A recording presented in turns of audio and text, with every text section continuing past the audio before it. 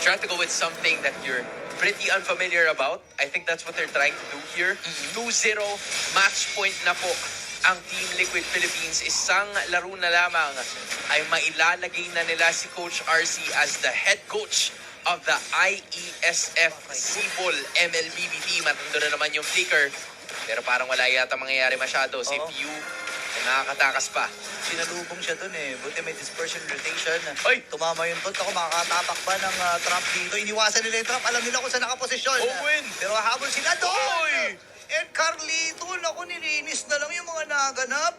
Parang sabi, na-realize siguro niya kumukulit yung mga kasama ko. Ano kayang meron?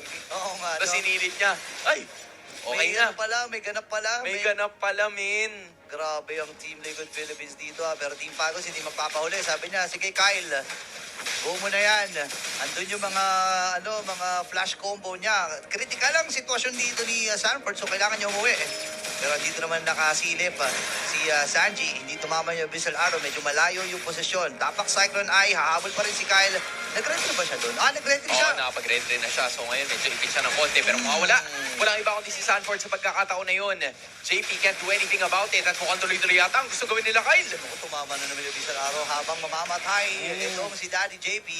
Kyle TZ ay buhay pa rin at pwede na silang pumwesto muna at kumuha ng mga resources na kakailangan nila para bago magsimula yung unang turn ng laban. This is a dream start para sa Team Falcons kasi nakuha ni Kyle TC yung scaling na kinakailangan niya. And that's what we've been talking about all day. Na dapat kung meron ka nung Lucas, talagang mahanapan mo ng butas, and now that's exactly what they're gonna do. Pero makukuha ni Kyle TC yun. Okay, nagamit na kagad Revitalize. Tapos si Sanjay mamamatay. Sa kamay dito ni Kyle TZ. Naku, ipitata ang TLPA sa patibong wow. na inilalabag ng Team Falcons. Andun din yung pagdamba wala kay Owen. Mabubuhay ba dito itong si JP? Hindi na nga kasi si Flap TZ ay nag-dive na. At magandang simula. Ito, nakagawang pa nga ng purple buff. Parang hindi pumapayag. Actually, hindi talaga pumapayag ang Team Falcons na maibigay lang nila to sa Team Liquid Philippines ng basta-basta. They now are leading by almost 2K pagdating sa goal. Pero ang mapapana ay walang iba kundi si Kyle TC. He will be able to escape though. Meron na rin siyang ulti for safety. And mind you, hindi na naman natin nararamdaman si Super Marco. Ngayon lang siya tumapi sa screen, oh. Oo nga, ayun, nasilip natin. Pero kalahati yung kanyang buhay doon. Nararamdaman natin na yung hirap sa tapatan ng isang Harriet. And magigets naman natin yan kasi nangunguna yan. Nasa S-tier list ang isang Harriet pagdating sa mga gold laners.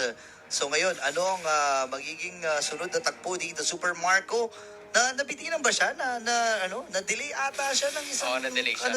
Isang catapult doon, ha? Na-delay siya na isang catapult kasi, I think Oheb and JP are doing a good job trying to hold him down. Kahit nasabihin natin na siguro na lumalamang ang Team Falcon sa ibang advantage, ayaw na nila na mag-scale ng mabilisan itong si Super Marco. So they're trying to go with risk management para kahit paano may room pa rin sila to be able to do something. Gaya nito, di ba? Si Super Marco hindi talaga siya makatakas ng sobra dun sa Torre. Literal na TH lang siya. It's just a good sign na mabilis siya at magaslaw naman siya so hindi siya basta-basta mahuhuli ng ibang mga members ng cavalry.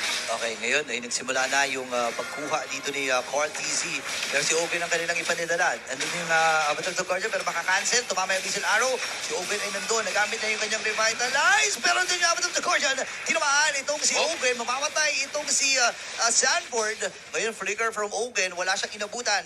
Atras na muna dito ang Team Falcons. Ngayon si Sanji ay lumalayo na nga rin. Sasalubungin ni John JP. Sapat pa yung damage sila dito.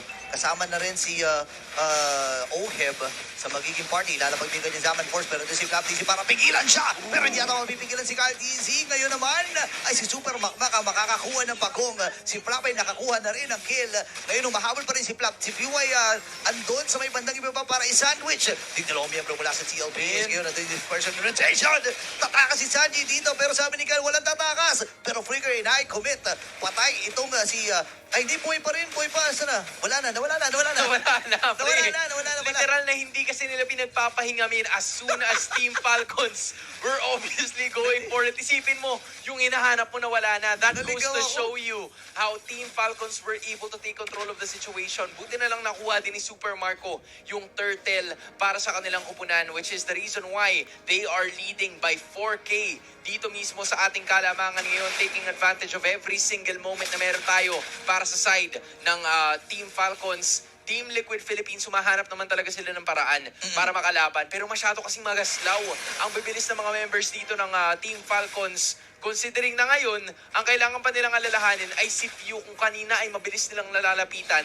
Now they don't necessarily have the best kits for them to be able to do that. Oo, napakahirap nito. Tapos 5-0 pa si kahit easy. Napakasakit ng mga flash combo niya. Labis ang araw, hindi tumama. Oh. Ngayon, ito na ang pagsugod ng Team Falcons. Magiging next bata. Ito si Daddy JP. Kapatid Jugani, nagamit din. Si Few ay nakadalawa na. Magiging tatlo pa si Ogun. Ang pipitas noon. Grabe yung ipinapamana sa Team Falcons. Ayaw pa talagang magpahinga. Ayaw pang bigyan ng pagkakataon ng TLPH dito. At ready pa sila para sa reverse sweep. Nakabook na eh. Nakabook na eh. Nakabook na, hindi naman pwedeng tigilan nyo lang na basta-basta, and that is gonna be another diversion patungo doon sa baba to be able to clear more of those turrets, and it is now Team Falcons. Parang iba yung nararamdaman nila kanina kumpara sa ngayon. Things are definitely going their way. May tore na naman nabasag sa may bandang ibaba. Ayun na. Nagsisimula ang Liquid, pero nandito na naman ang Team Falcons. Okay, sino magiging target? Nagamit na kagad Tsunami Slam. Si Ogwen ay nasa may bandang harapan namin ng lugar niya nagamit. Si Flap TZ ay humabol na nga rin. Pero si Carlito magtatagumpay habang mamamatay din siya sa kamay ni Flap TZ. At hindi mo bumabagsak ang si Leon Benaviz. Nakadalawa na sila dito habang magiging tatlo na sa kamay ni Few. May ipit si Oheb. Ngayon ay makakatakas ba siya? Parang hindi na nga ata. Dahil hindi sasapat yung damage nila and complete wipe out para sa kupunan ng Falcons. Nagising na.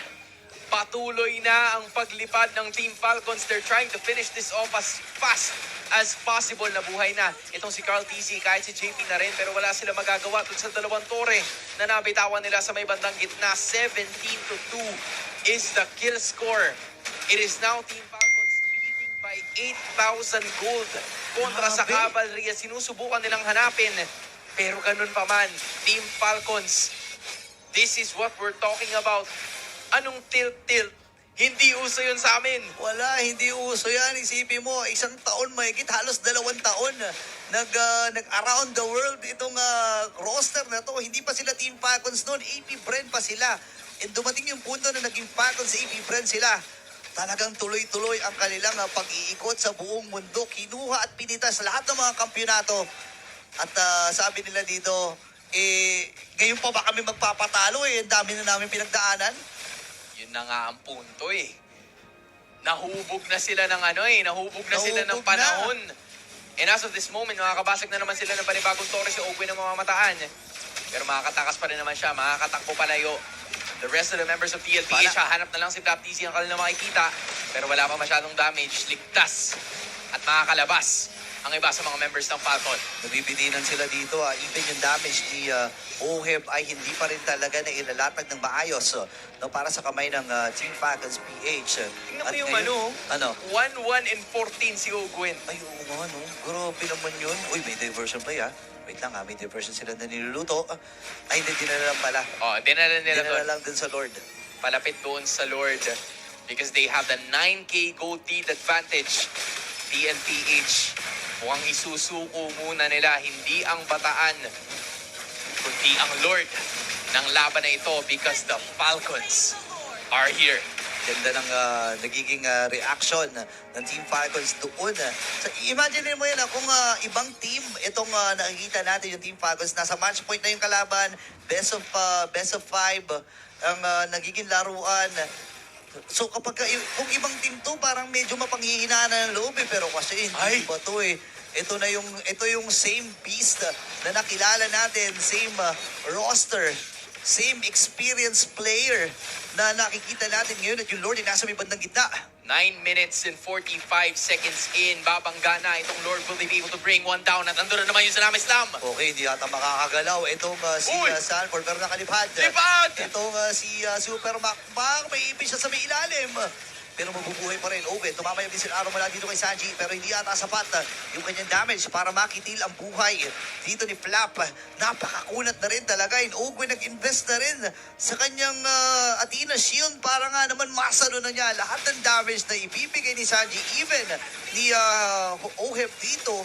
So, hindi ready talaga Ay, sa likod! Yung Tsunami Slam, hindi nakagalaw itong si Oeb. Wow! Hindi pa rin available ang kanyang Purify noon.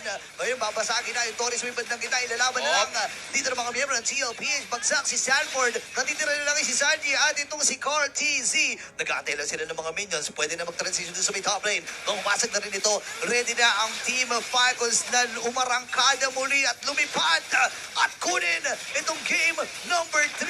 Pipilitin ni Sanji pero hindi kakayanin. Falcons are here.